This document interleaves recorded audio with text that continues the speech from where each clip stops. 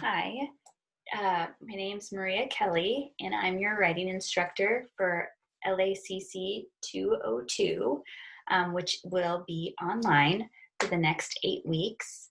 By now, you should have logged into Foxtail and kind of look through the resource section and getting ready to start week 1, which starts on Monday. So I am going to, each week do a short little video just saying, hey, don't forget some of these things. Here's some extra tips that I've kind of noticed based on our class.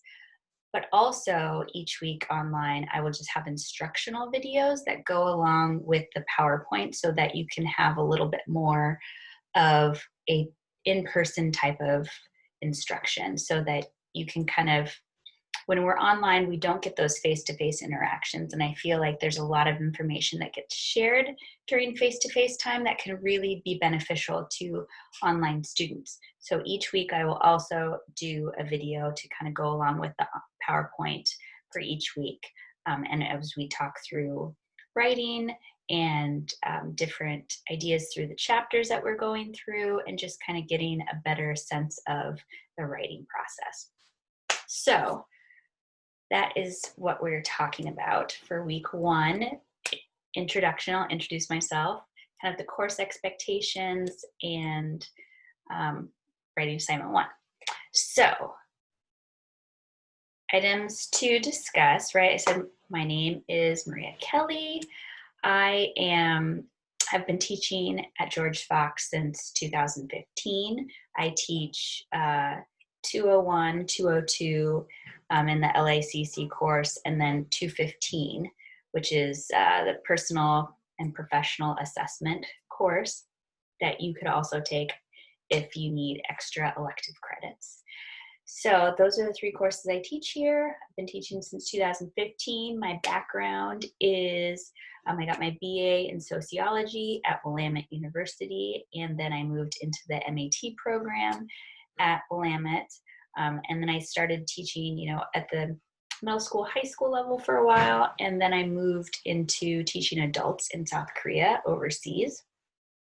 And that was really what I got to really work with students on developing essays that were relevant to their life. They were really trying to get into grad school, whether it was law school, business school, at the just undergrad college students, and they were wanting to kind of refine their writing skills. And so it just kind of fell in my lap, and I started working with students in that capacity and realized that I really enjoyed working one-on-one with students to help them kind of develop their writing skill that worked for their future. And so when I came back, I have 3 kids. They're 10, almost 11, 8, and 6. So I, do a lot of stuff with them during the day, and I still have time to work in the evenings with George Fox, and that kind of has been really nice. So I've been enjoying that.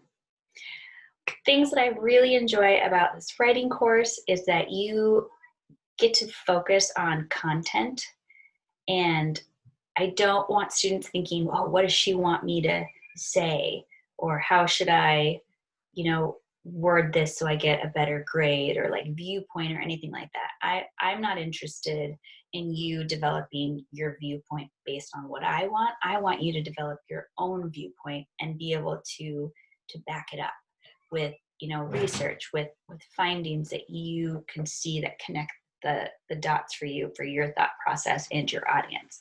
That's the goal in this class, is kind of that nice little triangle where you've got, your main idea, but you also have, your audience that you're keeping in mind, and then how are you connecting those 2 pieces with evidence? How are you making that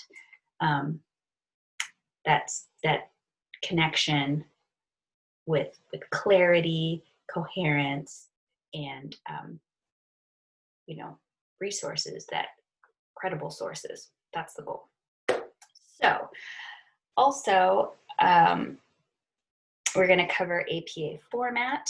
We are going to talk about audience analysis, obviously, and APA format has shifted last fall. They have a new 7th edition. And then at George Fox, we kind of created this APA student version, and then like the research one. So each course you're going to have to check in with your professor to figure out what form of the 7th edition format.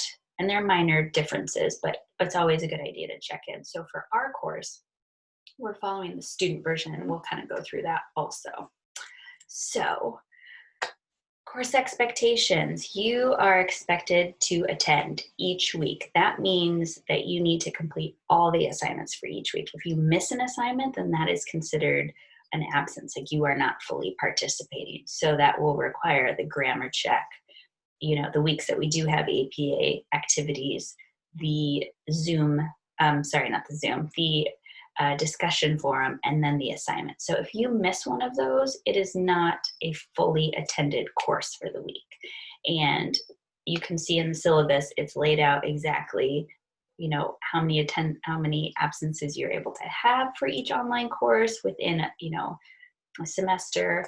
And so I will communicate with that with you and say, hey, these assignments are missing, and so therefore you have an absence, so we need to figure something out, so that I don't have to put that down in our Google Sheet, because once I'm done, you know, for the course, I give you your grade, and then following that, they do ask me what students have missed courses, and then they keep track.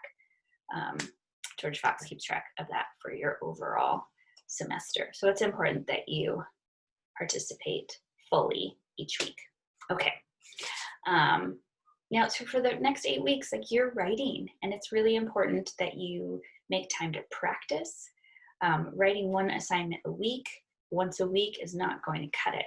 So these assignments I've created, I have 4 assignments, and we're really working on developing each assignment. So, you know, we have these brainstorming kind of sessions, but then also a rough draft, which doesn't mean like just write down whatever you think is rough. Like, rough drafts mean like it's a full-on assignment that you finished, and then you're going to go back and revise it. So the reason I have you do that is because, 1, it makes you write multiple drafts, but 2, it gives you the opportunity to write something, get some feedback, and then go back and rework what you have based on your feedback that you've been given, you know, from me and from your peers. You know, people ask really good questions during peer reviews, and I feel like it's just a really great way to check to see if what your goal was properly executed. If people have certain questions, then you know, hey, I need to go back and clarify this paragraph, or that was an interesting question. Maybe I need to develop that more. Maybe I need to research it. And that's kind of changed my whole paper. And wow, I would have never gone this way, and I really want to see where this goes. You have that opportunity, because we take, you know, about 2 weeks for each assignment, which gives us those 8 weeks. And we're going to have like a rough draft, final draft, rough draft, final draft for all 4 assignments. And you're going to get feedback from me, and you're going to get feedback from your peers. And I think it's just an excellent format to really develop that clarity and that triangle that we have with your rhetorical choices, with, you know, your thought process, your audience, and your credible sources. So, okay, also in this course, we're going to go beyond Google, right? So when you initially start your paper, your topic, you're going to have an idea in your head of like what you think might be something interesting, you know. So like, I do have an assignment we're going to do. It's like where you want to change an idea or a process that you have at work, right, or at home. And if that is, you know, I get this one a lot, sit, stand, desks, right? So you're going to initially look up like benefits of sit, stand, desks, right? And you're going to kind of take that, but your paper isn't just going to be about the benefits of sit, stand, desk. It's going to have a bigger, more like kind of like a bigger idea behind it. And you're going to kind of ask yourself a question like, why do I need a sit, stand, desk? Who's my audience? Who am I talking to? Is it my boss? Or is it my colleagues? Who are the people, you know, that are going to be involved in this decision making? And that's my audience. And why would they care? You know, you're going to be asking a lot of these questions. And so you're not going to just the benefits of sit, stand, desk. You want to focus on the motivation of what will make these, you know, the people who are making the decision interested in what you have to say. So it's kind of like a lot of, you know, all at onceness, I like to call it, where we're working with just more than one focus. You know, you have your audience and your research and your ideas, and kind of making sure they all balance out so that they're connecting with one another. It's really important. So that's what I mean by going beyond Google, because it's getting more in depth. And then we're going to continue to work on APA 7th edition and in-text citations, which I know, you know, you've probably had some insight if you've taken 201, and it feels robotic at first, but the more times that you use it, the in-text citation, paraphrasing, which is really something that we strive to, like, we focus on at George Fox. It's not just like copy and pasting, you know, direct quotes, because, and we'll get into this more, but really focusing on paraphrasing, because it lets us know that you've thought about the material and you're able to kind of like reiterate in your own words what that means, which can connect in a better way for your audience, right? It's kind of like explaining something to a friend. You get the information, but they don't, and you kind of figure out a way to explain it to them so it makes sense. Same thing for writing and taking research, like finding a way to make it come alive for your audience, depending on who they are. Okay, so syllabus is up on Foxtail, and we have weekly readings. You will have writing assignments, whether it's a rough draft or the final draft.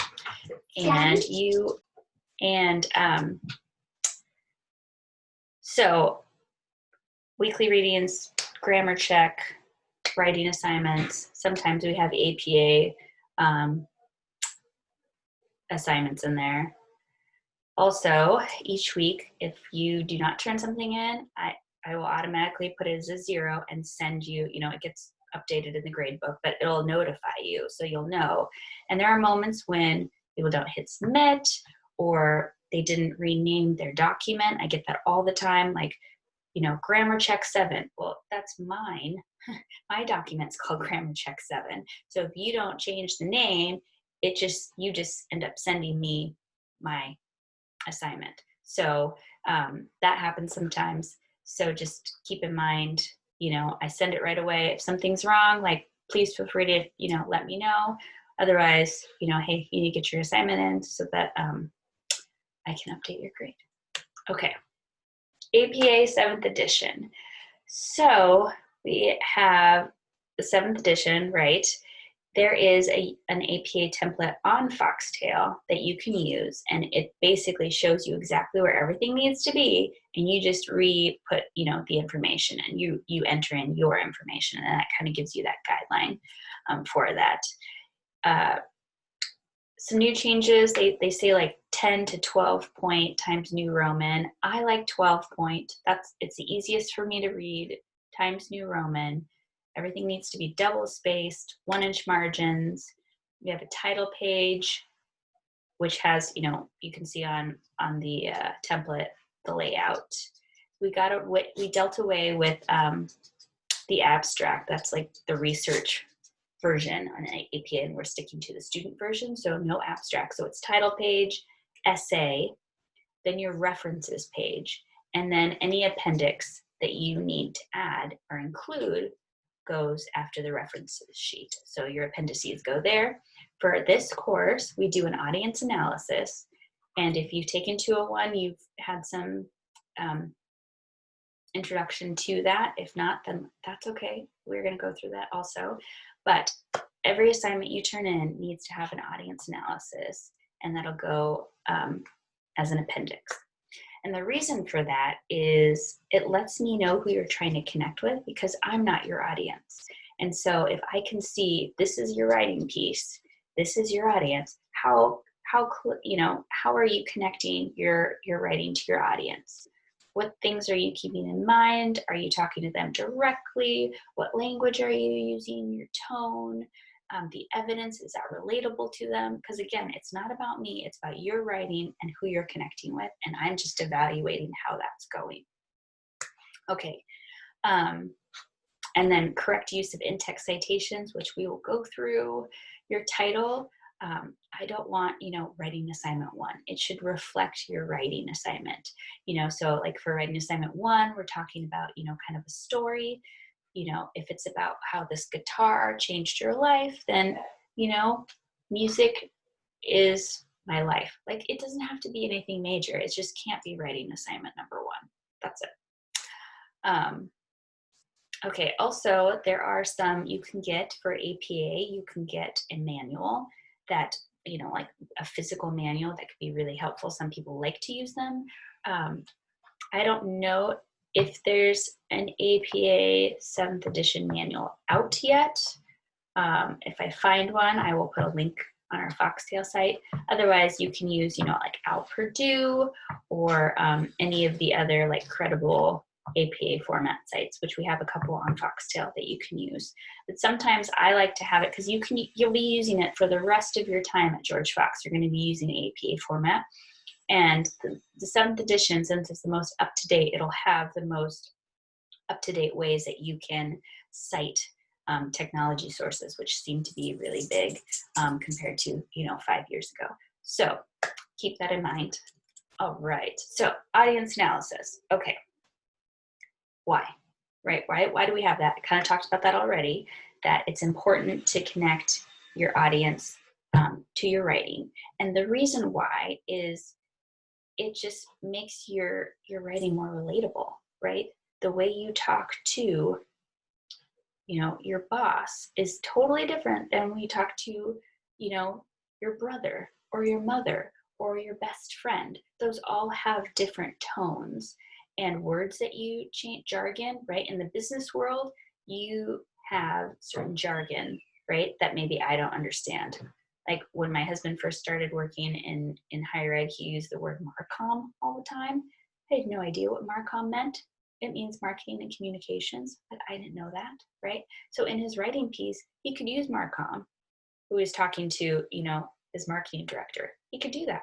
But if I'm reading it, I have no idea what that is. So in your audience analysis, that's where you can kind of define some of those words that are in your language between you and your audience. And I can understand that and be like, oh yes, okay, so that works, right?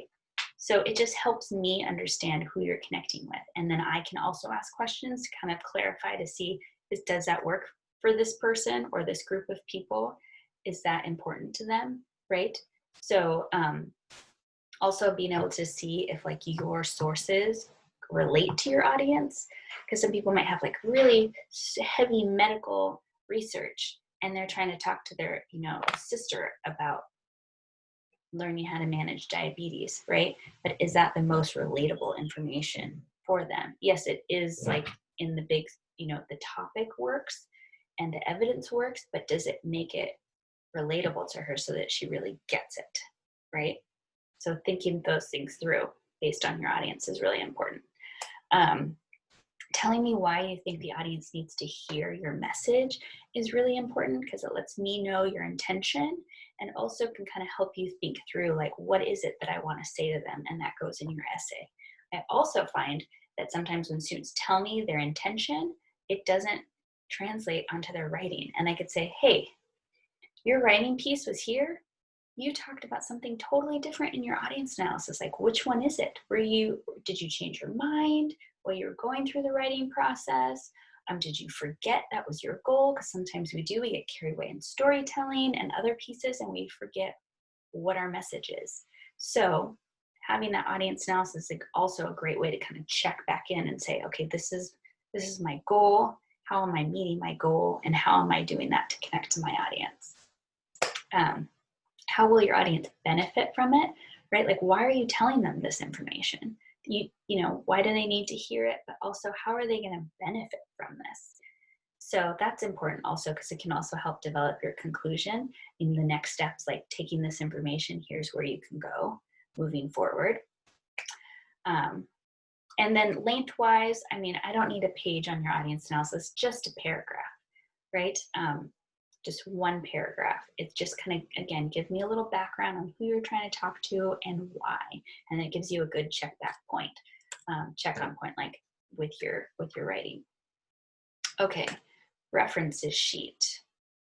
Let's see here. Okay, so it goes after your essay, right? We talked about that in the order. It should be alphabetical. If you're going to use a manual, make sure, like a APA manual, make sure it's a 7th edition when you're checking things, because if you look online and you're using the 6th edition, it's changed. So making sure that whatever sources you're using to kind of create your references sheet or your in-text citations, that you're using a 7th edition version of APA, which again is APA links are on Foxtail. And generally speaking, if you cannot find like the correct way to cite, you need to just at least find the closest one to it. Especially with like technology, there's so many different sources out there. So if you can't find the proper way to cite it, at least go to the closest one to it. Because again, the whole point of properly citing your sources is that you're just giving credit to the person who actually came up with the idea, because it wasn't yourself. So you're just wanting to make sure, hey, this is what I'm telling you, but it was not my idea. I got it from this credible source, and so that's what I'm sharing. So in-text citation, direct quote, having a signal phrase is very helpful with in-text citation, because it lets the reader know you are offering some information that is an outside source in your paper. So usually when you cite an in-text citation, you have the author's last name and the year it was published, and then a location if it is a direct quote. So like according to Jones, 1998, that's when it was published, yada, yada, yada. I found it on page 4 of this book or this journal or whatever. So keep in mind the author's last name and the year always stay together. So there's different ways you can cite the source, but always just remember that the author's last name and the year of publication stay together. So paraphrasing and summarizing, if you do that, it's still important to keep the author's last name and the year of publication together, whether you say, according to Jones, 1998, or you kind of share the paraphrase or the summary, and then you put it at the end of where your information has ended. That was Jones's knowledge that you're using. So just remember to keep the author's last name, year together. The more you can paraphrase or summarize, the better it is for you, because again, it's demonstrating the depth of your knowledge and how you understand this information to be accurate and true and relatable to your audience. So direct quotes should really only be left if you can't say it any better. And it's like perfect just as it is, and it connects and relates to your audience. Okay. All right, writing beliefs. So I talked a little bit about this. I have this idea of all at onceness, that you are constantly not just focusing one way, but kind of in 3 ways, where you have, that triangle of your rhetorical choices, your main idea, right? The goal that you have in mind, your audience, and then the choices that you make to make sure that the audience and your goal relate to one another. So it's like if one thing changes, then you need to check the other pieces to see what needs to alter. So it's constantly just rotating those until you feel like you've completed your goal. Believing that you can write well. I feel like a lot of students get stuck right away, and I tell them that you have permission to write badly. And they're like, what? What does that mean? It means that just write. Don't worry about what you're writing about, or like, oh, I can't go until I've written my introduction. No way, just start writing, because you can't evaluate your writing unless something's down. If you're constantly stuck on creating these perfect sentences one by one, you probably don't even know what you're writing about anymore, and you're not even keeping your triangle in mind. So just let it out and give yourself permission to write badly, not worrying about spelling, not worrying about, grammar, not worrying about, does it even make sense? Like, just get it out. And then you can kind of go back and evaluate. I also like to call that like generating and judging. Generate all this information and these ideas, these questions, whatever's going on. There, sometimes it relates, sometimes it doesn't relate to your writing topic, but get it out there. And then go back and judge and pick apart and scratch it out or move things around and realize, wow, I had no idea I even thought about this. Okay, I like that piece. I'm going to take it. So give yourself just permission to write and then go back and evaluate. I also, let's see here. Think it's important that when you choose something to write about, that you have passion for it, that you're interested in it. I have had students say, like, I just could not connect with your writing topic. And I thought maybe this is what you wanted. And so I kind of wrote it and I'm not really happy with it. I was like, yeah, I could tell. Your writing was really robotic and rough and just looked forced. And there was your voice wasn't in it at all, which kind of makes sense now that you're telling me you had a hard time with it.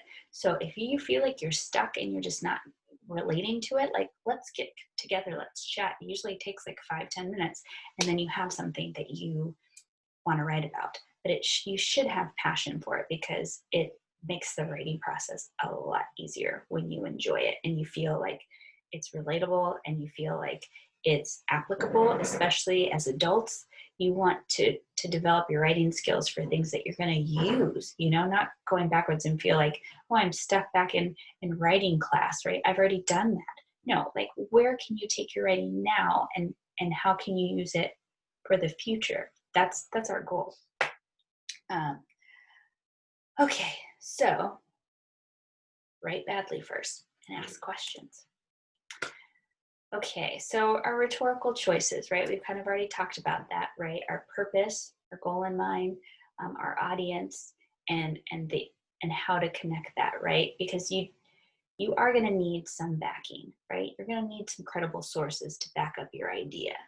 And what credible sources is your audience looking for? Is your audience looking for, medical backing? Are they looking for relatable stories? Are they looking for statistics, right? What relates to your audience to find your information credible? Keep that in mind. Okay, right? Because I talked about this, right?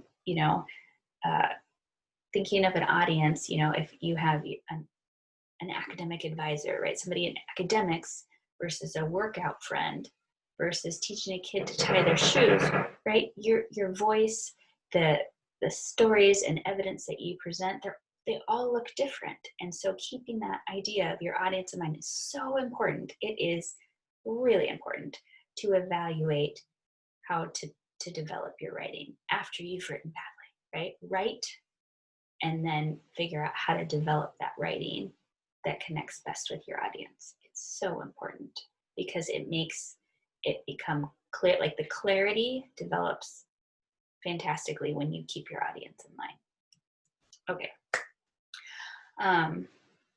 Okay, so thinking about the writing process and understanding when you get stuck. We're going to go through some different, I have a kitchen timer exercise that we'll work through also. But where are you most productive, right? Where do you work each day? Are you setting time each day aside to write? Are you a morning person? Are you a night owl? Are you, can you find ways to carve out 10 minutes? Do you feel like you need an hour? Sometimes people are like, I need an hour, but I can't give myself an hour for writing. So maybe I need to start at 10 minutes just so that you get it accomplished. 10 minutes each day is more writing than setting aside an hour and not getting anything done, right? Not even fulfilling that hour. So finding the best way for you to be successful is finding time each day to sit down and work on your writing. I used to work, in a coffee shop, and I could read and write, and the noise and all that stuff didn't bother me. And as I got older, I really enjoy silence. Like, I need to close my door in my office, sit down, and just tune out the rest of the world. It needs to be first thing in the morning whereas before I could do it in the middle of the afternoon. Like, it also changes as you get older, and you just need to figure out what works for you. So if you feel like you're getting stuck, change something up. It's really important. And we talked about this whole idea of generating and judging, right? You need to generate information. You need to generate your writing so that you can go back and evaluate it. If you don't generate, you have nothing to evaluate, right? When students reach out to me and they're like, I'm stuck. I'm like, great, send me what you have. Let's talk about it. I don't have anything yet. Okay, well, how are you generating? Like, if you need to go outside and take a walk and like voice record on your phone, your ideas, your thought process, like, find ways to get it out. Do you need to just free write in a journal where you just go and go and go, and you might be writing the same sentence over and over again until something connects with you and you can start writing? Is it, typing on your computer? Does that work for you? Is it, talking to somebody about your writing assignment and taking notes or recording? There are many different ways to brainstorm, and you need to try them all to see what is most effective for you, because the way it's been going, it might not be the best way. So give yourself some room, time, and opportunity to try some other ways to generate information, and then be able to evaluate your best writing process. I mean, you have the next eight weeks to explore it. Why not? Right? Okay. So,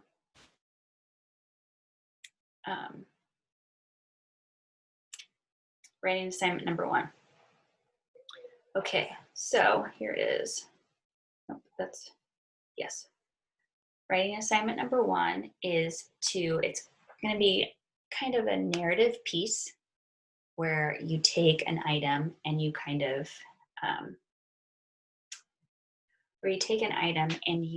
explore the purpose behind it. That, something that means really, that's something that is really important to you. So, like if you have, a guitar in the corner in your living room, and you kind of explain the way it looks, but like, what does it represent? What is the representation in your life? Does it give you like fond memories of your grandfather teaching you how to play guitar? And do you really, loved those summers that you got to spend with him, and he'd teach you all these different songs, which is like a really awesome, fun story. But then you have to think, who's your audience and what's the purpose of it? Are you writing this to your kids as part of a memoir? Are you sharing it with family because this is something that you feel would be beneficial for them to understand? Things like that. So again, all of your writing should have a purpose, and being able to explain that purpose in your writing assignment is just as important, because you're talking to your audience, and then obviously explaining who your audience is so I can evaluate how you're connecting those two. And so keeping that in mind. And I was just thinking about, because I have a guitar right here, but it's not mine, it's my husband's. Thinking about like, what do I have that's really meaningful to me? And mine would be my yearly planner, or going that I would get when I was a kid. I really loved that because it kind of developed me becoming a very organized, like structured person. And I tell my kids about that, like that I love. I used to love going shopping for school supplies because it meant like a brand new year, and the representation of like a brand new year means like everything that happened behind the past year isn't washed away, but it can be left there and you can start new. So the beginning of a new school year meant like you could start over, get better grades, or work harder at something, or change your personality a little bit if you wanted to work on something. Like, there's room to grow because you get a new start. So even though the school supply piece is what's memorable for me, the message that you get to have a new start is what I would want my kids to know about, right? So it's not just about the object or the memory, but what it represents, and sharing that with your audience and why that's important. So that is kind of the talk of assignment 1. All right, and kind of go over like the structure of an essay. So the purpose, right, is your thesis. And students have learned in the past that a thesis is just like a main idea, like exercise is important, right? But why is exercise important? The why piece is what develops a thesis, because it's your personal understanding of this idea. And each person, like if everyone in our class had that idea that exercise is important, your why response will all be different. So therefore, you could all have a thesis statement on why exercise is important, and it'll all be different because everyone has a different perspective on it. And so it's important to create a thesis so that your audience knows what you're trying to say. A lot of people think that exercise is important, but why you think it's important is kind of narrowing in what area that you're trying to focus on and how that can relate to your audience. So making sure that you're developing not just a statement, but into a thesis statement is really important, because then your evidence that you're going to continue on in your body paragraphs is all going back to your thesis statement and making sure that it's becoming clear to your audience why you find that important. Some ideas to keep in mind for evidence. We've talked about that, right? Where you can have, statistical evidence, credible sources, but also, relatable stories, and offering your own personal interpretation of the evidence is also really helpful depending on who your audience is. And then a conclusion, we're going to work on this these next 8 weeks, and it's really going to be about developing the conclusion as far as, now that your audience has this information that you've given them, where can they go next? What is the next step for them? What should they do with this information now that they have it? It's not just kind of reiterating, well, you've heard what I had to say, thanks for your time. You want to actually tell them, like, now that you have this information, go take that yoga class, step out and call your friend for that accountability to meditate daily or weekly, whatever your message is. Like, reiterate it, but also let them know what's the next step they can take to start working towards whatever information you've shared with them. All right, so we're going to talk more and more about the essay process and what each piece needs to contain in, your intro, how to open by, connecting with your audience, your thesis statement. We're going to talk about body paragraphs and how to close. So all of those elements are important, and we will kind of just start tackling it each week. So with writing assignment 1, it's a little bit easier because it's a narrative, but we're still going to kind of work through that as our rough draft as we develop it this week. You'll turn it in, I'll be able to give you feedback, and then you can kind of work through that revision for your final writing assignment 1. So anyways, I'm looking forward to these next 8 weeks. And if you have any questions about the format of our course, the writing assignment, APA format, audience analysis, please reach out to me. Just email me. And if you're more of like a phone chat person, like, we can set up time to talk, or Zoom, I am here, I'm available. So welcome to week 1, and I will be seeing you online.